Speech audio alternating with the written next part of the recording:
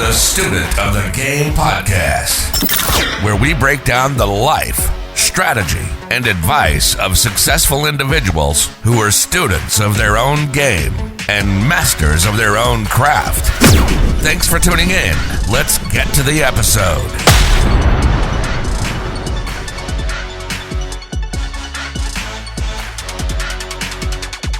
Hey guys, welcome to another episode of the Student of the Game podcast. I'm your host, Tim Stone, by myself today because I am the only host that is not a college student. So the other guys are in class right now, but I've got an awesome guest for you guys today. His name is Hayato Hori. He is a virtual wholesaler out of Los Angeles, California. And he's going to tell us a little bit about his business that he's been building over the last year and a half, 2 years, and just all the lessons he's learned. And he's 25 years old, so he's a young guy, found a lot of success in the last few years building his business, doing real estate, and we're going to learn so much from him. So thank you for being here, man. Yeah, thank you so much for having me here, Tim. I appreciate it. Yeah, so I love to just like hop on these podcasts and have people with these crazy stories and just pick their brain, hear how they've been building their business. So first, let's start it out like we start every podcast. Tell us a little bit about yourself and your upbringing. And I know you're only 25, so we usually stop at the college age, but you could just tell the whole thing up until now. Yeah, sure. So actually, I didn't grow up here in the States. So when I first came here, it was a little bit of a culture shock. I'm Japanese. I was born in Tokyo and I grew up in Singapore. So I know maybe a lot of listeners may not have heard of Singapore, but for those of you who may know about it, you might have heard that it's very, very clean. That is true. They have a lot of laws, so like you can't chew gum there and whatnot. So that's another thing that you might have heard of. But most of my upbringing was in Singapore. I left Japan when I was 5 years old, and I grew up there essentially for like 15 years in Singapore.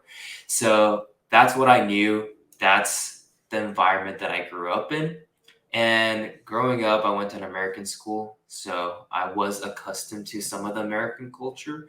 But then when I first really came here in university, that's kind of when I really was like, oh, this is America. It's a little bit different. I can be a little bit more independent.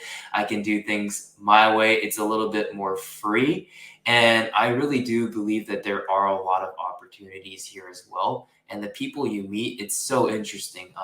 In Singapore, most of the people that you meet are expats. So a lot of them are coming from different countries. They're working at big corporations.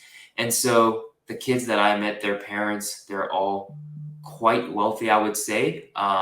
They were definitely middle class and above.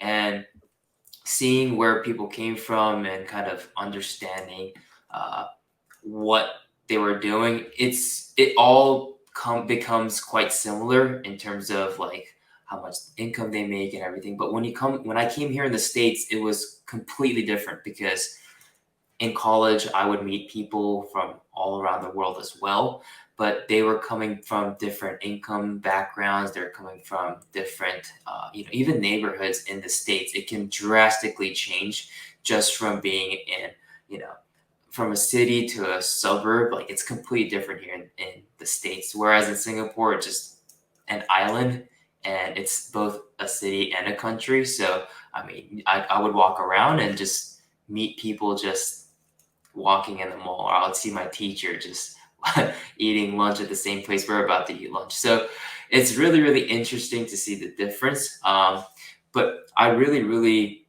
learned a lot from living in Singapore. So crazy enough, when I was in Singapore, 15 to 18 years back, the real estate there was not it wasn't a very well-developed country yet. Right now, it's one of the most richest countries in the world by GDP. But at the time, there wasn't much there. And so while I was living there, in the course of a decade or so, I saw a huge, huge transformation. And I also saw with my own eyes how rich some of these people especially Singaporeans who own their property, how they gained so much wealth through real estate. And that I think was one of the very first places where I learned how powerful real estate was. Awesome.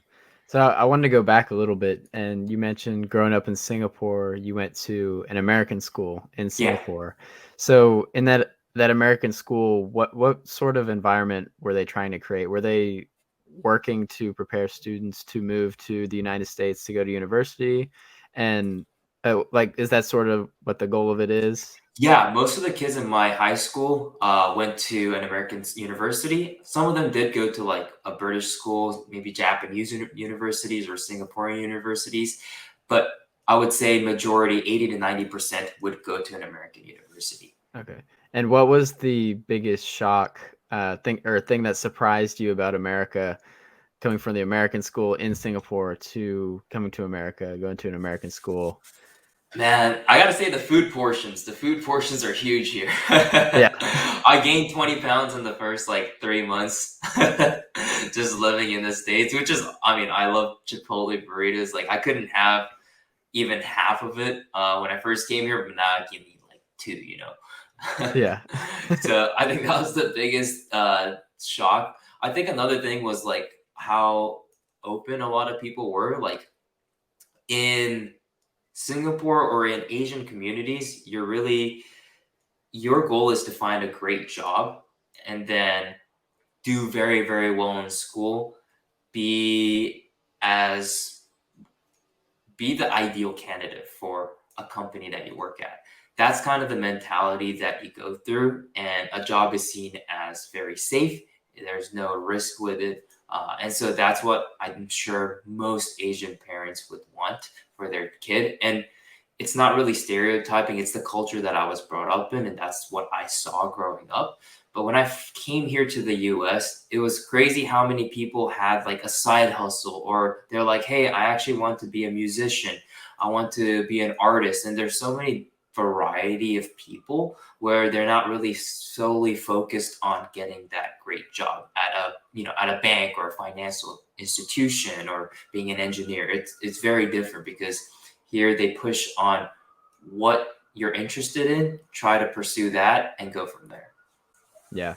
It's like the pursuit of freedom, even if maybe getting a secure job that pays well might provide even a higher level of freedom than doing nothing and having a few side hustles, not gaining any traction.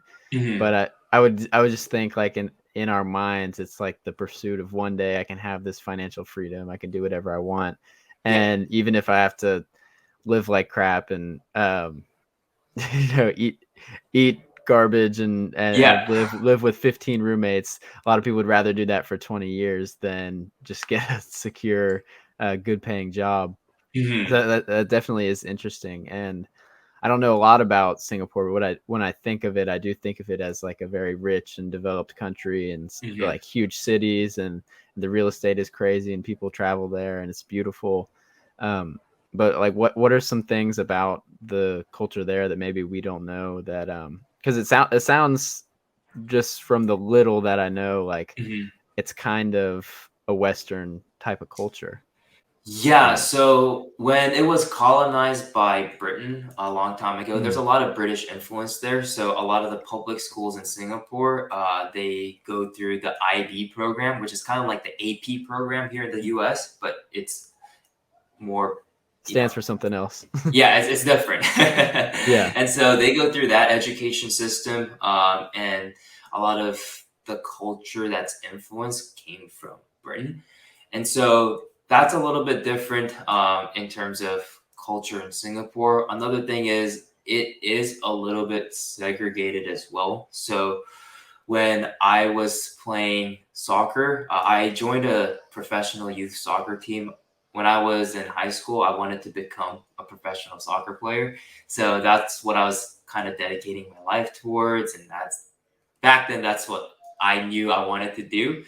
Quickly learned that the money just wasn't there. And if you wanted to get money or live off playing professionally, you would have to go at a very, very high level. So definitely still have that competitive nature, but I quickly learned that that's maybe something that I don't want to do. But playing in a youth team like that, a lot of the people that I would play with, or most of the teammates, were local in Singapore. And so they're awesome guys. I still keep in touch with some of them as well to this day. But the amount of money that a lot of their families made was very different from all the expats that actually came into Singapore.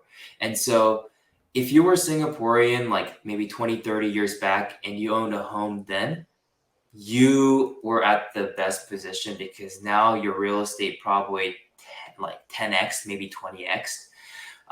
But if you didn't own and you're renting and come to this day, most of them won't be able to afford anything but HDBs, which are government-owned buildings that you can go ahead and rent out, but it's more for Singaporean people.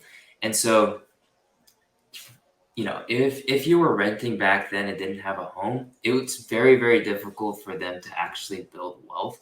And I know a lot of them did struggle when I was playing in that youth team. I saw a lot of the kids, like they were trying to become professional players so that they can provide for their family as well, so they can give a little bit more income to support their family. So that's just something that I looked into. Regardless, Singapore is a beautiful, beautiful country. It's very developed, but there definitely is a little bit of that difference that you also see, anywhere else in the world as well. Yeah. Do you ever plan to invest there? In Singapore, probably not. I think it's at the peak. It's very, very expensive, honestly. It's crazy how much real estate is there. So I personally wouldn't, but who knows? You don't think it's going to keep going up? It probably is. I think it can. Yeah. For me, I love investing in things that cash flow and also has appreciation. And obviously in expensive cities or expensive countries, especially Singapore, it's going to be tough to cash flow. It might not be. It's probably not going to be more than a 5 cap. Again, I need to do more research. I can't speak on whether or not that's true, but just based on how much some of the real estate is worth, it's going to be very, very tough to cash flow. You're just going to have to bank on the appreciation, which is a little bit scary, especially if there is a housing crash coming. That would be a scary thing for any homeowner that's just banking on the appreciation of their property. Yeah. So let's dive a little deeper into your story. It's coming from that culture of get a job, work, be the best employee, be the best candidate for the job. How did you move towards entrepreneurship and becoming a business owner and creating something on your own? Where did that idea come from? What pushed you in that direction? Yeah, so I always feel like I was a little bit weird in school. I always had like a different thought process. So in high school, like while everyone's, diligently doing their homework, diligently working, I would be like, why am I learning calculus? Like I'm never going to use this for sure. Why am I learning these things that I'm never going to apply into real life?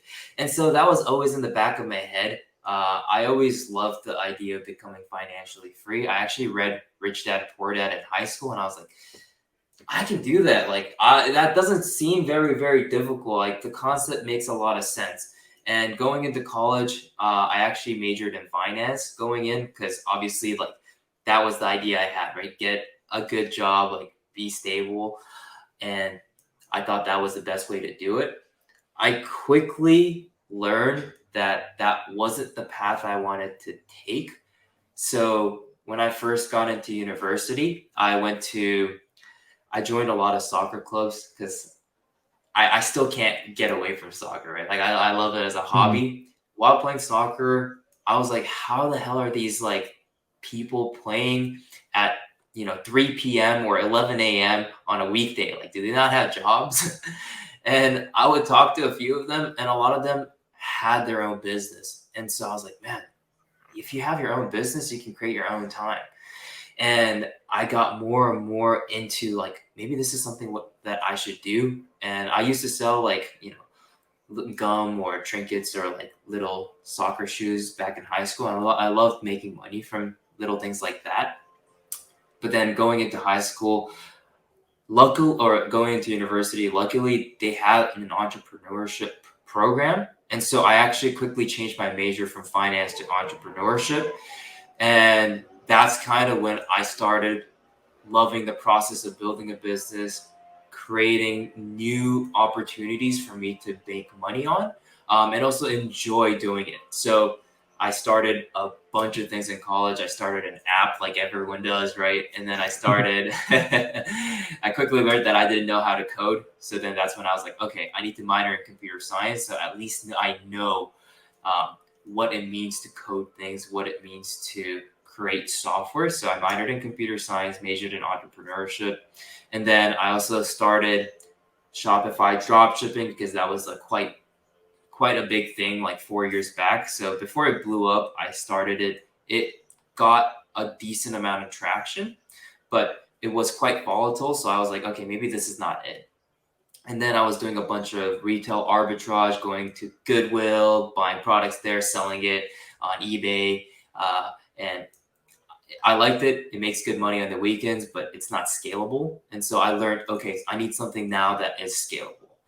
And from all those experiences, I was able to take them into what I'm finally doing now, which is wholesaling properties virtually in the Midwest.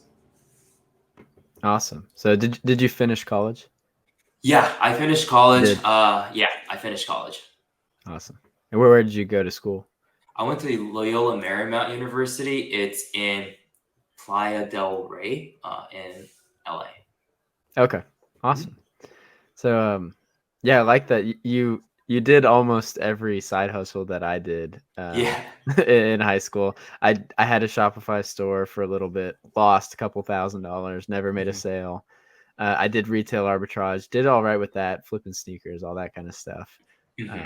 So it's fun. I could really relate to you on there because it was just going from one thing to another, like, oh, I could do this and make money. Because there was I've been telling this story a lot. I don't think I've told it on the podcast.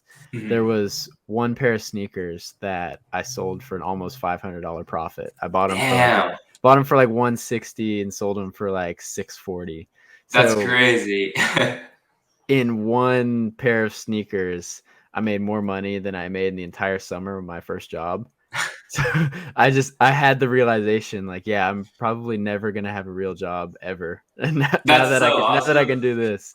That's so cool. And I honestly, I think everyone should start there, like just flipping small products, because you can do it at a small scale. Even if you lose money, it's okay. And you learn the value of flipping things. You learn the value of buying something at a lower cost and then selling it. You get better at marketing products. I just think it's just so applicable to anything. I mean, real estate is not that much different, but then you just have a much higher price point. Yeah, it's just bigger numbers and you make more money. It's a little more complicated, but the principle of it is really the same. Yeah, you find something that someone has that maybe they just can't get rid of it to the right buyer in the right amount of time. So you take care of that and then you make some profit in there. Yep. So that's the perfect transition to just start talking about your business now with the wholesaling. You're in LA, but you're doing a lot in Tennessee, Ohio, all over the place. To talk about what the journey of building that was, and where did you first hear about wholesaling real estate? Like, how did it come up, like, in the mind and then on paper and then exist in the real world? Yeah, so it's a pretty funny story, actually. So I was still in university, doing all these side hustles, trying to make something work because I knew I wanted to have my own business.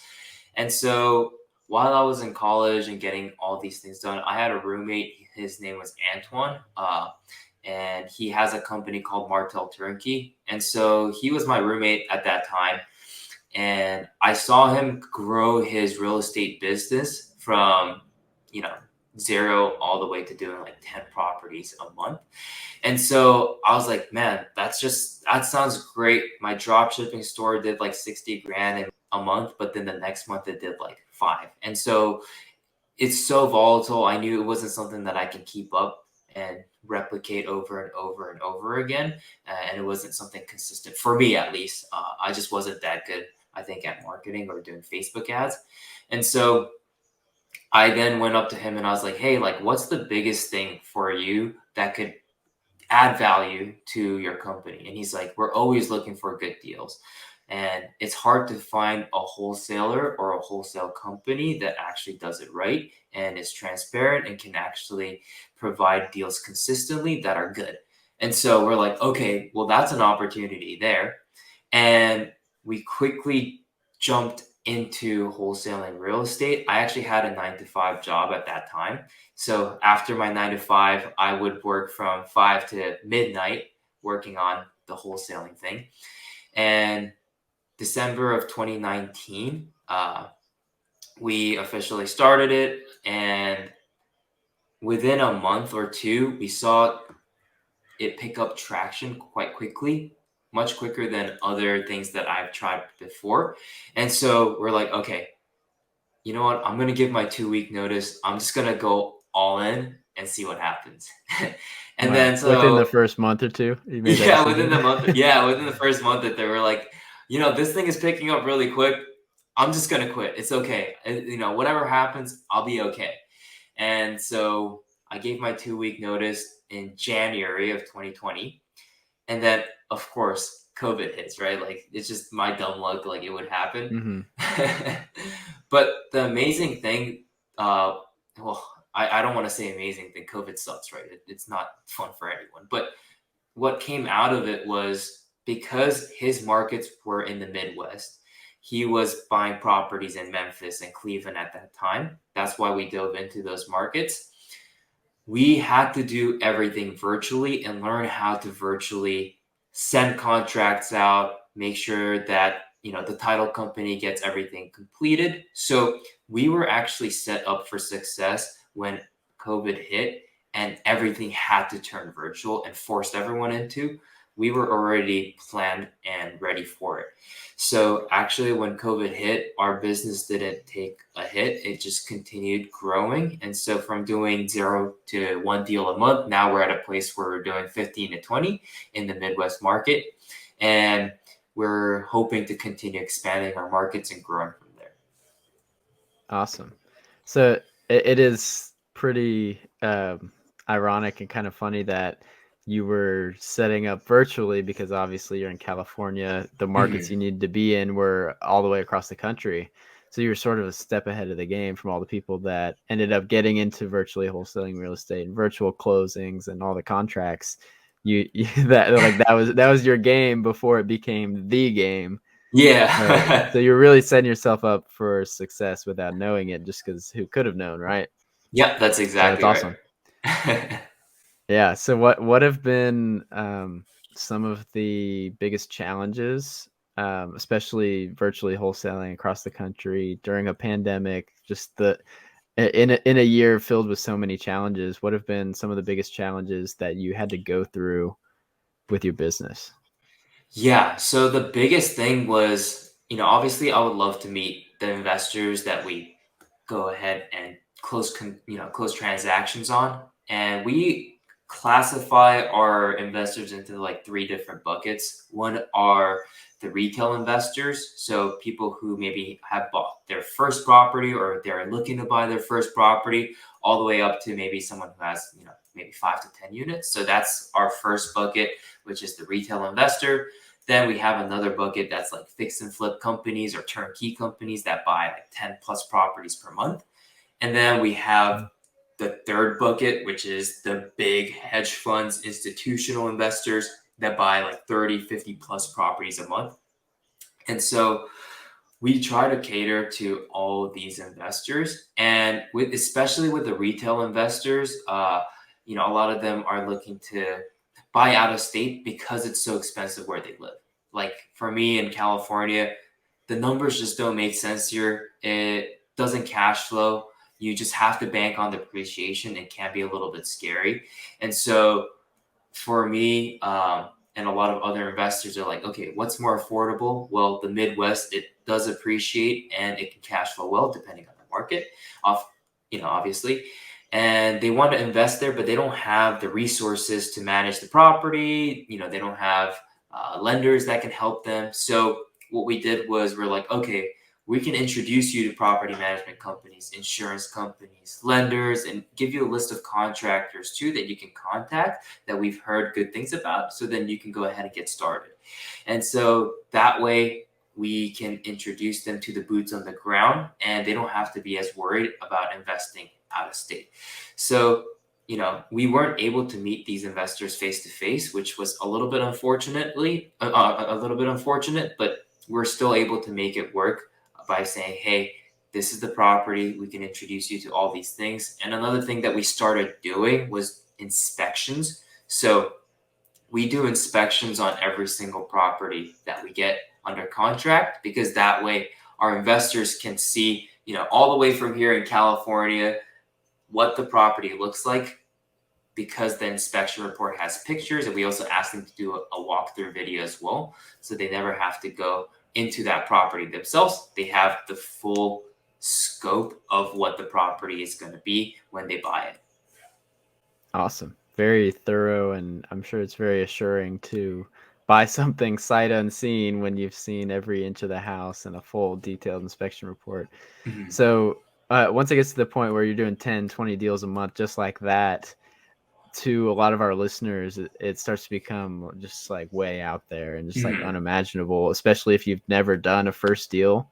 So I'd like to hear about what the first one looked like. Like, how did you find it? How did you find your buyer? Like, how did the whole transaction go? Because that's what a lot of people are going to want to hear is like, I just want to do one. These people are talking about doing 10, 20, like these hedge funds buying 50 houses a month. But how do you get that one? What did that first one look like to you guys?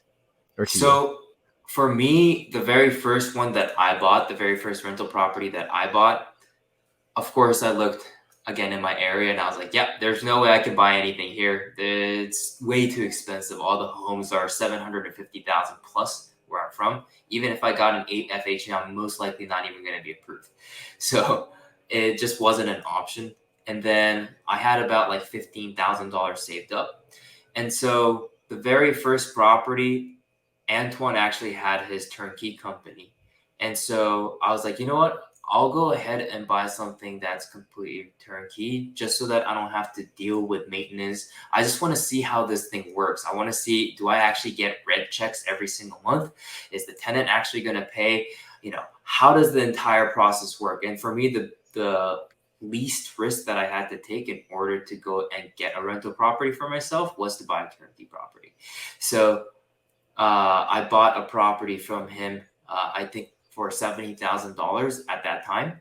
And when I bought that property, I saw how the property management operated. I saw that I was getting rent checks every single month. And I was like, great, this works. Real estate works. There's cash flow. And then actually, fast forward 2-3 years from that time, the property appreciated about 20 grand or so. And so I actually recently sold it for a good chunk of money. And then I'm probably going to buy another 2 rental properties. And so that was my first rental property. I know a lot of other people that are like, I want to value add and get a little bit more sweat equity into the property. I think it depends on everyone and their risk tolerance, but that was what I did. Yeah, awesome. So I think that's a perfect way that you don't hear a lot about people, their first property being just a turnkey, like just come in, buy it, the property manager is going to take over, and I start collecting a check. Because a lot of people want to look at deals on the MLS, they want to send out mailers, go door knocking, like all those things that maybe they don't want to do those things because it scares them, but just hustle, find the first deal, and then get into it, and then like, well, now what? Then you got to learn how to property management, all that stuff. Yeah. So I've always thought it's very important to at least do one deal, like just be in it, have some skin in the game, have some fraction of experience, because going from 0 to 1 is you'll learn so much more than from 1 to 10. Yeah, that's so true. Yeah, would you feel like that was just like a very important part to your personal finance, just getting one, like yeah, I was whatever, like, I just need however one. it came, Exactly. I was just like, I just need one. I just need to see if it works. I don't care if I lose all my money from doing this. I had a little bit, just enough, like maybe 1 or 2 grand in the reserves just in case anything happened. But I was like, if I lose all my savings, my 15K that I saved up for years, I'm still 21. I'm gonna be okay. Like I'll make it back. I just need to learn how it works. But I wanted to mitigate risks though, because I know myself. I think it's the same with a lot of people. If anyone has a bad experience with, investing or with real estate or with stocks, whatever in general, I feel like it's harder for that person to go back into it and try it again. Like, at least for me, even playing any sport like baseball, I was never really good at baseball. And so when I first started, I was like, yeah, I don't want to play if I'm not good at it. And soccer, I was great at it. And so I was like, okay, well, I want to continue playing it because I know I'm good. Same thing with real estate. I wanted to make sure that I was putting the best foot forward and I would have the best chance of success. Because then that way I can go back and be like, okay, great. My first deal went great. How do I get the second, third, and fourth? Whereas if I maybe went another route, I would buy the wrong rental property, lose money, and then not have the motivation to keep pushing and trying the second and third and fourth. Awesome. Yeah, it's very important. And not only going from 0 to 1, but sort of what you were saying is if the 1 doesn't go well, you might never do a 2.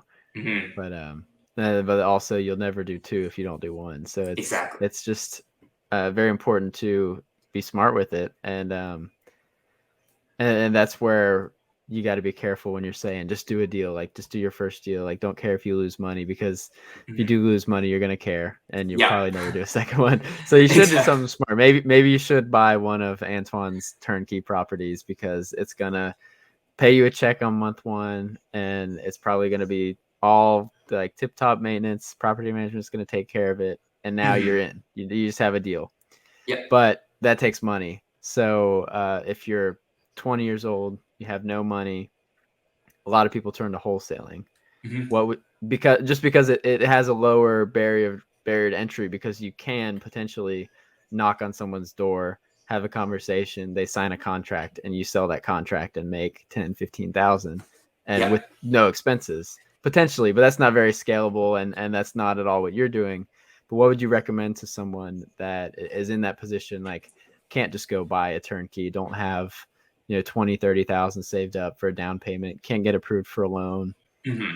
That's yeah. No, that's a great point, because I mean that's how we built this company. We're a wholesale company, and initially starting out, we had no capital as well. We didn't have much to start off with, and so wholesaling, I think, is a great avenue for those people who are saying, hey, like I don't have much money, but maybe I can make some money and build some cash cow to invest in rental properties after. And I think wholesaling is a great way to do it. And so for us, the very first wholesale deal that we did at our company, we bought a list. We used List Source at that time. And then we skip traced that list to get the owner's information. And then once we got that owner's information, I hired a bunch of virtual assistants through Upwork. And I hired, I think, about 8 to 10 of them, because I knew from doing side hustles in the past that you'll have more bad apples than good apples. And so by testing like 10 people, usually 1 or 2 people would come out great. And those are the people that you want to keep. And so we hired 10 people. And especially because I had a 9 to 5, I wasn't able to call during the day. That's just something that I couldn't do naturally. So when we hired those people, we definitely saw 1 or 2 people stand out from the rest that were getting properties under contract. And we're like, okay, great. It works. We can get properties under contract. And then we looked to investors and we said, hey, are you interested in buying this property? And we did our very first deal in Cleveland, Ohio. I still remember it. I was literally looking up what liens were. I was looking up how title works, because I had no clue how to do any of those in the beginning. I was learning as I went. And when we closed our first deal, it took about 30 to 45 days. We were getting all these documents together, but I learned so much from that one deal than I did just, than I would have if I was just researching it on my own in my room. I think taking that action is just so much better in terms of learning how to go ahead and make something work. And especially with wholesaling, to buy that list, to hire people, you can really get started with as little to no money. If you use your own phone, if you maybe got a list from your county, you might get that for free, and you can do it with the least amount of money as possible. But I wouldn't necessarily say that it's absolutely no expense at all. Wholesaling does cost a good amount of money, especially at the scale we are now. Once you start hiring people, once you start getting more and more deals that you need to take care of, that's when expenses really do start increasing. And a lot of investors, they think, hey, you're getting the properties for nothing. You're not putting anything in there. You should be fine.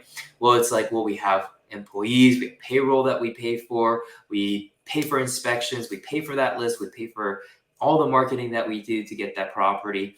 And it's not free. So, we always, when I tell people wholesaling is great to begin with, I really do think it's great. I learned so much about the real estate industry just by doing this. And I still love this business model and want to continue scaling to bigger numbers.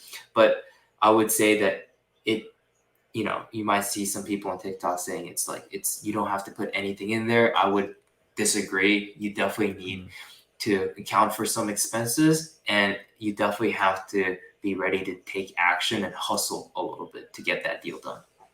Yeah. So what does the business look like now that you've scaled up and you have income coming from the deals you're doing, you've hired people? What does the day-to-day look like for you? What type of team have you built? What's the whole breakdown? So right now we have about 16 people in our team. We have about 8 to 9 people in our acquisitions team that are consistently looking for properties that we can go ahead and sell to add to our inventory. Then we have about 5 people in our transactions team who are making sure that the deals close on time, constantly communicating with the title company, the investors, and also the sellers to make sure that everything is going as smoothly as possible. And right now I'm managing those transaction coordinators. That's kind of my role, and overseeing the sales part and making sure that we can close on all the properties and we get the money coming in our company. But starting next month, we're hiring a director of transactions, which is going to make my workload much better, so that he can take care of all the transaction coordinators, make sure that the property's closed, and my time will be spent more on expanding into different markets, connecting with bigger hedge funds so that we can sell more properties, and taking myself a little bit out of the day-to-day operations and expanding the business as much as possible. Awesome. Yeah. So do you do much training? Are you training with the cold callers, with those transaction coordinators? You spend a lot of time teaching them, getting them, smoothing out the process. Yeah, I spend a lot of time training that very first employee. I spend close to 3 months training that person, making sure that they know exactly what I want and how I do things. And while I'm training them, I ask them to record what they're doing and create a standard operating procedure. So for the next person that I hire, it's all in a video or it's all in a document. And we can have that as training material for that next person to go ahead and learn from. And once they learn from this, standard operating procedure and everything, then the very first employee that I hired can go ahead and train them into doing what I need. So I still am involved with the new hires, but definitely not as much as the very first employee, just because I see a big value there in creating all those operating procedures so that everything is a little bit more streamlined and can scale a little bit more when hiring people. So you're building this business, you're creating these systems and processes, hiring people, training them, all that, just growing this legitimate business that like maybe you never even dreamed of doing it. So what do you do to teach yourself and make sure that you're building the business correctly and you're doing things right, and you're doing things efficiently? Are there certain books that you read or books that you go back to and base your company on? I know a lot of people base their company on traction these days, books Mhm. like that. Are there certain resources that you tend to go back to or seek out to prepare yourself to build this business that you never really expected to get into until the recent years?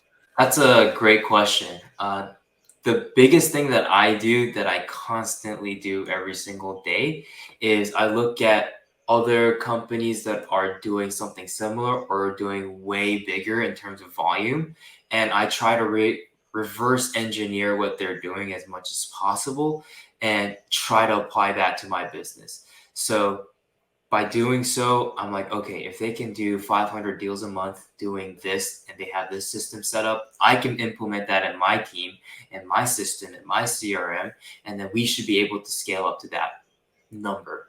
And so I do read books. I do try to take as much as I can, but I would say 95% of the time, I'm taking what's currently working, what's currently succeeding from successful companies, successful people, and try to take that in as much as possible and implement it in our own way and try to make it a little bit better. Awesome. So when you look at these companies, like say they're doing 1 million a month in volume or something crazy like that, Mhm. do you only look at their company from afar and try to reverse engineer it, or do you ever just ask them like, "Hey, Oh, I straight up what asked do you them. guys do?" Yeah. I straight up asked them. I like to connect with a lot of investors, and so I would be like, "Hey, how are you doing this? Or how would you like? How are you managing your team? How are you getting so many deals under contract? What are you doing that I'm not doing?" And a lot of people are actually open about it, and they'll tell you like, "Hey, this is what we do," because I want to bring value too. So if they ever come to me, I'm more than happy to share what I do as well. And so it's kind of a give and take, but I always directly ask, how are you guys doing it? And try to reverse engineer it that way. Uh, Otherwise, I will resort into like maybe doing a little bit of deep diving on their website, seeing what we're not doing on our end that they're doing, things like that. Yeah, and that's exactly the point I was trying to get to, is like you could literally just ask these people and they'll tell you, because Hmm. I go to a lot of conferences, networking events, all that, and you just have a conversation. It's people that make decisions in businesses, and Hmm. people, especially if they're at these events, at networking things, they want to just connect with people. That's their goal of Yeah. coming.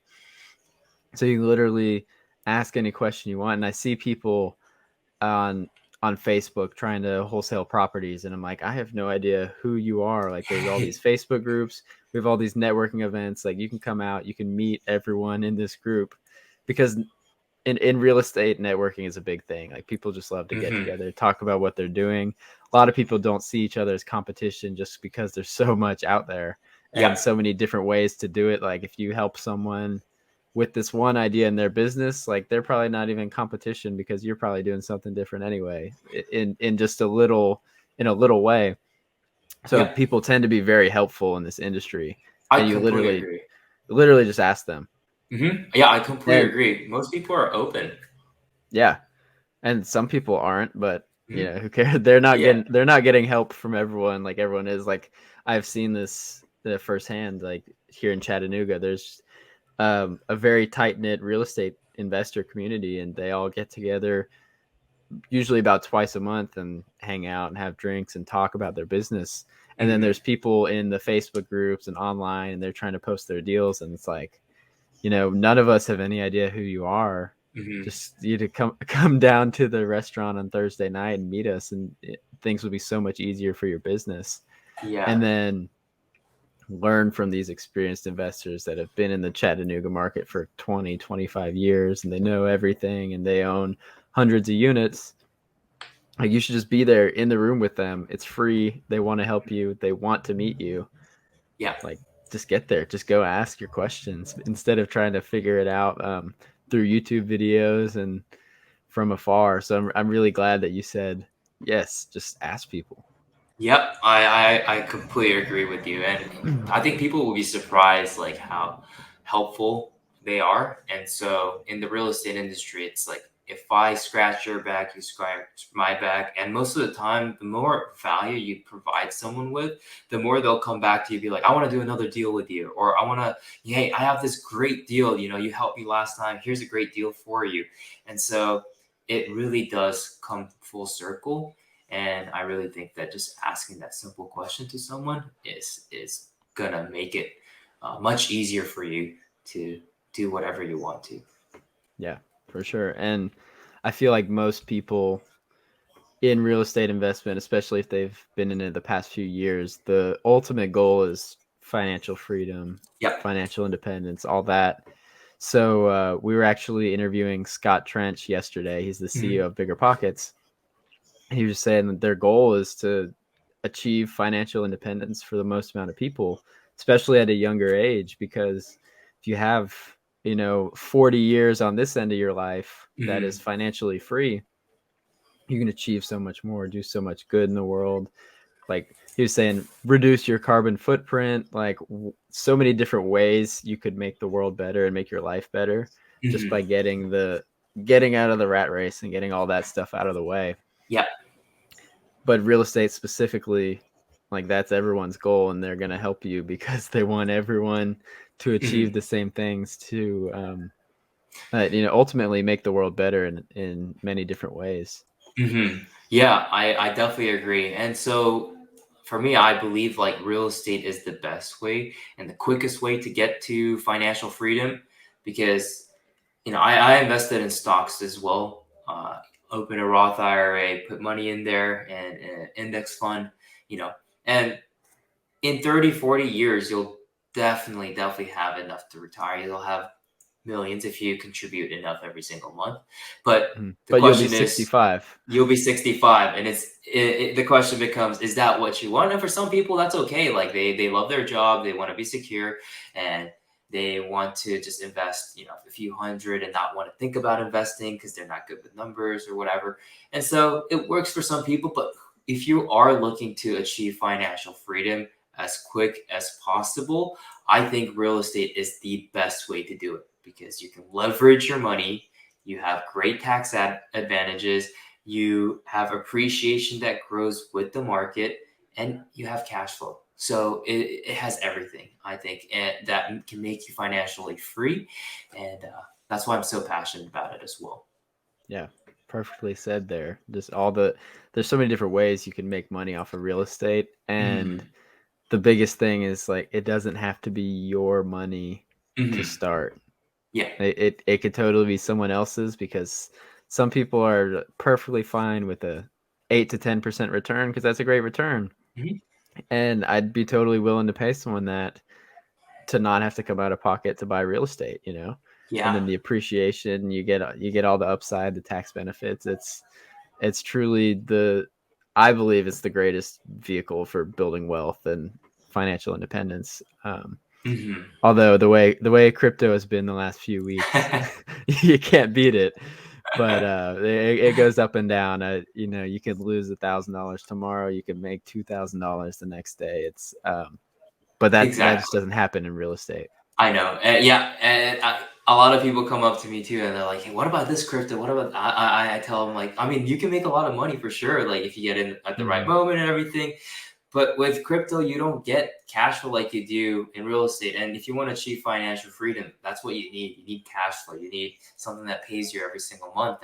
And it's great that that crypto went from $5 to 100, and you 20x your money. But at the same time, is it going to pay you every single month? Well, the answer is going to be no. So you can use that money to then buy real estate, I would say. But I think there are limitations, and again, like you said, it's super volatile. You can lose money a lot of money in crypto too if you don't know what you're doing as well. So. Yeah, And people say real estate's risky, and it is, but Any and not to investment is, hate, right? and not to hate on crypto, but whatever happens with the rent, with the whatever, like you still have the house, unless it Mhm. burns down, but you got to have insurance, but you still have the house, you still have the land. Like they're Mhm. not making any more land. They're Yeah. hardly making any more houses right now, the way Mhm. construction costs are. So Mhm. it's a very secure investment.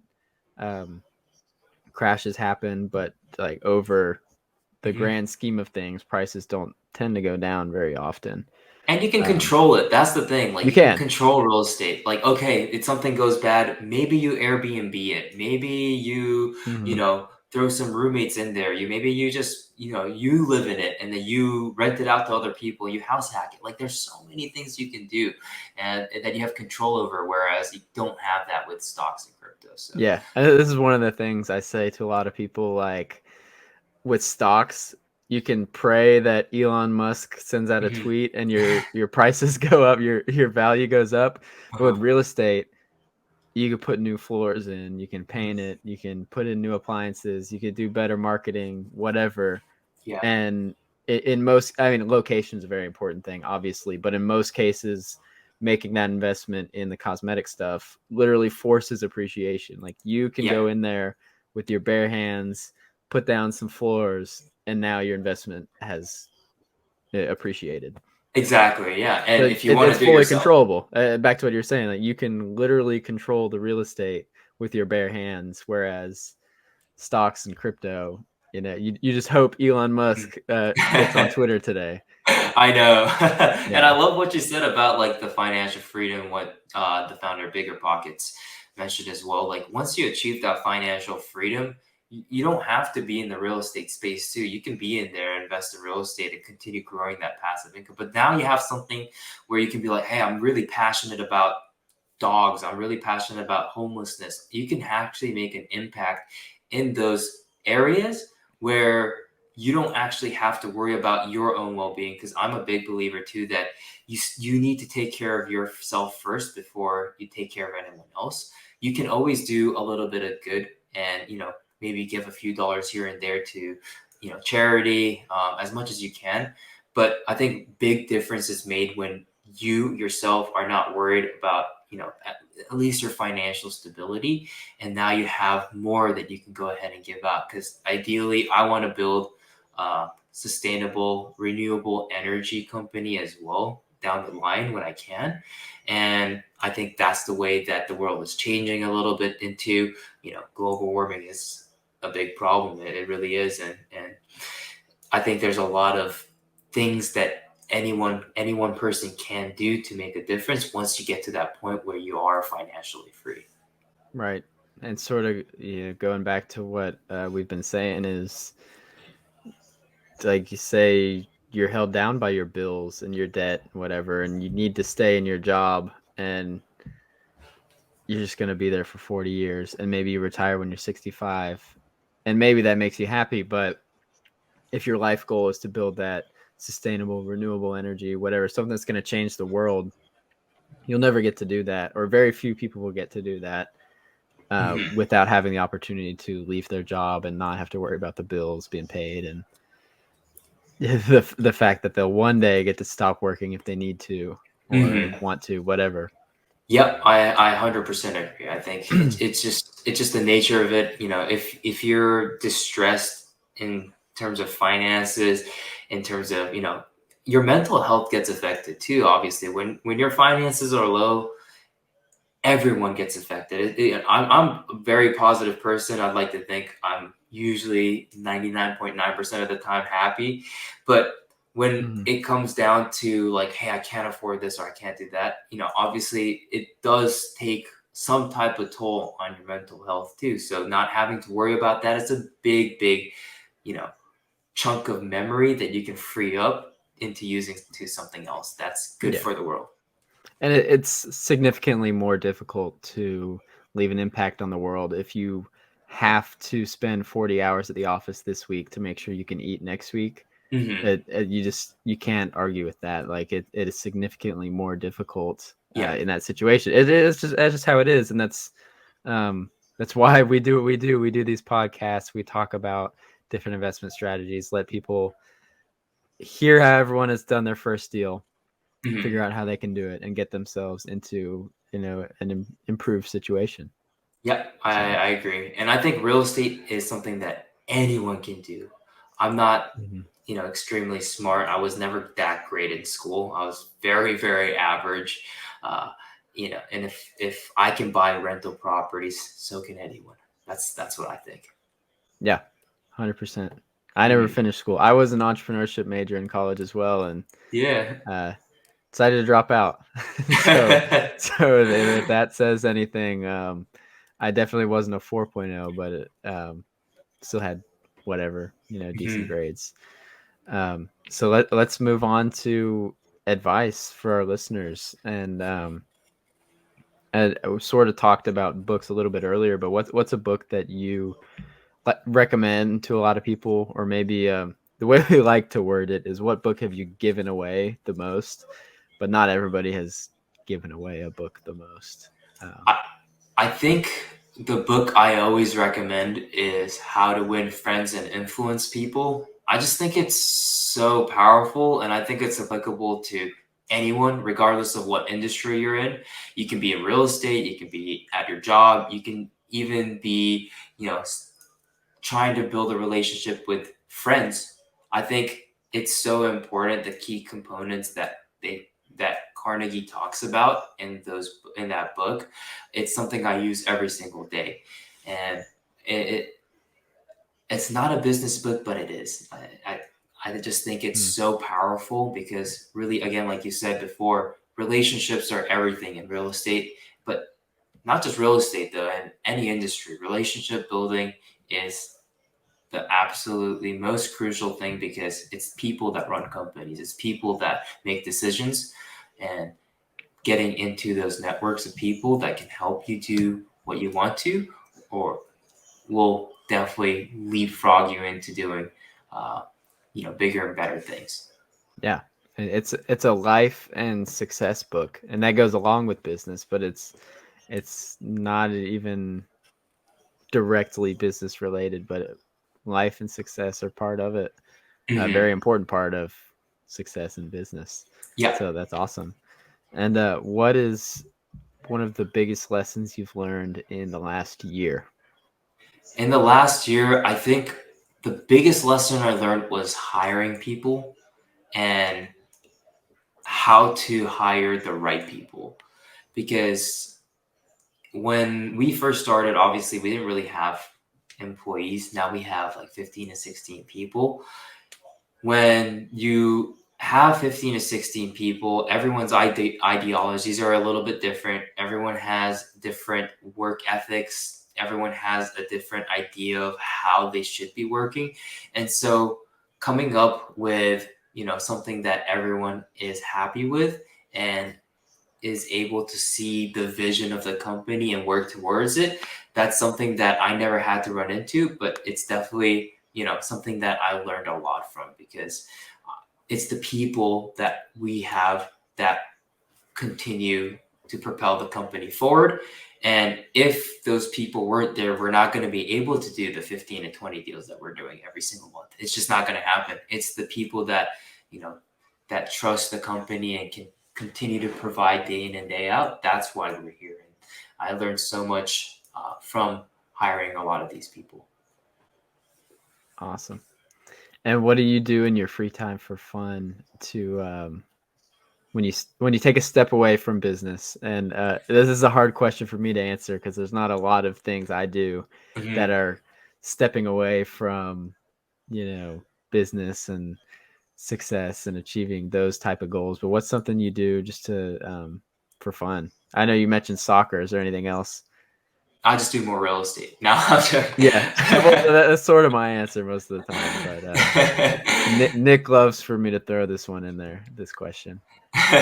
Yeah, I play soccer, like 5 times a week, as much as I can, to be honest. It's great just taking my mind off everything.